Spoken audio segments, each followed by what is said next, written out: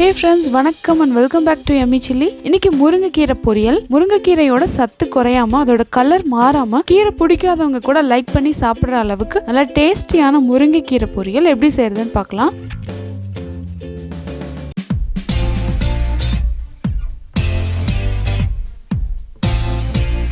முருங்கை கீரை பொரியல் செய்யறதுக்கு தேவையான இன்கிரிடியன்ட்ஸ் எல்லாம் என்னென்னு பாத்துருங்க. முருங்கைக்கீரை ஆயிரத்துக்கு கொஞ்சம் கஷ்டமாக தான் இருக்கும். ஸோ பிகினர்ஸ்க்கு ஒரு டிப்ஸ், இந்த மாதிரி துணியில் நீங்கள் ப்ரீவியஸ் டே சுற்றி வச்சிட்டிங்க அப்படின்னா நெக்ஸ்ட் டே மார்னிங் இந்த மாதிரி எடுத்து தட்டணும் அப்படின்னாவே இந்த இலை தனியாக வந்துடும். கொஞ்சம் பெரிய பெரிய குச்சியாக இருக்கிறத ரிமூவ் பண்ணிடுங்க. ரொம்ப சின்ன சின்னதாக ஸ்டிக்கு மாதிரி இருக்கும்ல, அதெல்லாம் ஒன்றும் பிரச்சனை இல்லை, அதோடய நம்ம சேர்த்து குக் பண்ணிடலாம். ஆனால் இதில் நல்லா அழகாக கீரை தனியாக பிரிஞ்சு வந்துடும். ஸோ இது ஒரு 3 கை அளவு கீரை இருக்கும். ஒரு கட்டு நீங்கள் எடுத்துக்கோங்க. இதை நம்ம சமைக்கிறதுக்கு முன்னாடி வாஷ் பண்ணிட்டு யூஸ் பண்ணிக்கலாம். ஒரு உருளைக்கிழங்க இந்த மாதிரி பெருசு பெருசாக கட் பண்ணி கலர் சேஞ்ச் ஆகாம இருக்கணும்னு தண்ணியில போட்டு வச்சிருக்கேன். சின்ன உருளைக்கிழங்கு எடுத்தீங்க அப்படின்னா 2 எடுத்துக்கோங்க. அதோட தோலை சீவிட்டு அதுக்கப்புறம் கட் பண்ணுங்க. ஒரு பெரிய வெங்காயத்தை இந்த மாதிரி கட் பண்ணி எடுத்து வச்சிருக்கேன். இன்னைக்கு நம்ம முருங்கைக்கீரையை மண் பாத்திரத்தெல்லாம் சமைக்க போறோம். ரொம்பவே ஹெல்த்தியா இருக்க போகுது. ஸ்டவ் ஆன் பண்ணிக்கோங்க. கடாய் சூடானதுக்கு அப்புறம் 3 டீஸ்பூன் கடலை எண்ணெய் ஆட் பண்ணிருக்கேன். எண்ணெய் சூடானதுக்கு அப்புறம் 1/2 டீஸ்பூன் கடுகு, லைட்டா பொரிஞ்சதும் 1/2 டீஸ்பூன் உளுந்தம்பருப்பு, 1 டீஸ்பூன் கடலைப்பருப்பு, ஒரு வரமிளகாவை கட் பண்ணி போட்டு ஃப்ரை பண்ணிக்கிறேன். கட் பண்ணி வச்ச ஒரு பெரிய வெங்காயத்தையும் ஆட் பண்ணிக்கலாம். கீரை பொரியலுக்கு எப்பவுமே வெங்காயம் நிறைய ஆட் பண்ணிங்கன்னா நல்லா டேஸ்டியாக இருக்கும். ஆட் பண்ணி ஃப்ரை பண்ணிக்கோங்க. இந்த வெங்காயம் கொஞ்சம் டிரான்ஸ்பரண்ட்டாக ஆனாவே போதும், ரொம்ப ஃப்ரை பண்ண தேவையில்லை.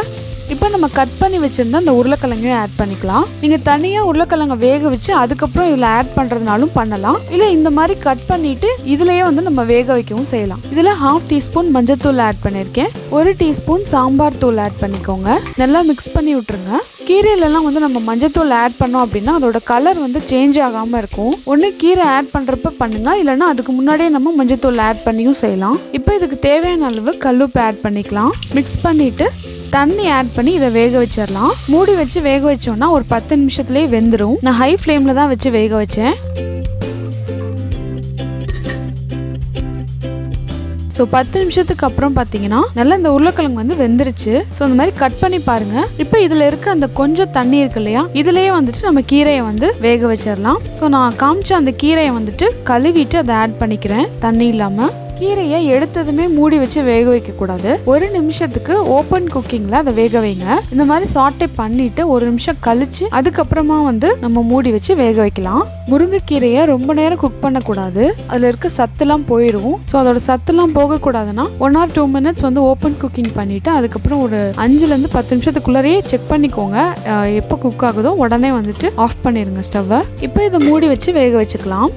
ஒரு 5 to 10 மினிட்ஸில் இப்போ இந்த கீரை வெந்துருச்சு. நீங்கள் எடுத்து ப்ரெஸ் பண்ணி பார்த்தீங்கன்னா தெரியும். கீரையும் வெந்துருச்சு, ஆனால் அதோட கலரும் க்ரீனிஷாகவே இருக்குது பாருங்க. ஸோ இப்போ ஸ்டவ் ஆஃப் பண்ணிடலாம். ஆஃப் பண்ணிட்டு நான் தேங்காய் துருவல் ஆட் பண்ணிக்கிறேன். ஒரு 1/4 கப் அளவு மட்டும் தேங்காய் துருவல் ஆட் பண்ணியிருக்கேன். இது உங்கள் டேஸ்ட்டுக்கு ஏற்ற மாதிரி நீங்கள் அட்ஜஸ்ட் பண்ணிக்கோங்க. தேங்காய் துருவல் நிறைய ஆட் பண்ணாலும் நல்லா டேஸ்டியாக இருக்கும். இப்போ பாருங்க, நல்லா க்ரீனிஷாக இருக்குது அந்த இலை. கலர் மாறாமல் சத்து குறையாமல் நல்லா டேஸ்டியான முருங்கைக்கீரை பொரியல் ரெடி ஆயிடுச்சு. That's all. இப்போ இதை நம்ம சர்வ் பண்ணிடலாம். இந்த மாதிரி உங்களுக்கு ஹெல்த்தியான ரெசிபிஸ் இன்னும் நிறைய வேணும் அப்படின்னா இந்த வீடியோ ஒரு லைக் பண்ணுங்க. உங்க ஃப்ரெண்ட்ஸ் அண்ட் ஃபேமிலி யாரெல்லாம் ஹெல்த்தியா இருக்கணும்னு நினைக்கிறீங்களோ அவங்களுக்குலாம் இந்த வீடியோ ஷேர் பண்ணுங்க. Emmy Chilli channel first time பார்க்குறீங்கன்னா சப்ஸ்கிரிப்ஷன் ஃப்ரீ தான். ஸோ சப்ஸ்கிரைப் பண்ணிட்டு பக்கத்தில் இருக்க பெல் ஐக்கானையும் கிளிக் பண்ணிருங்க. ஆரோக்கியமான உணவை அறுசுவையோட சாப்பிடுங்க. தேங்க்யூ.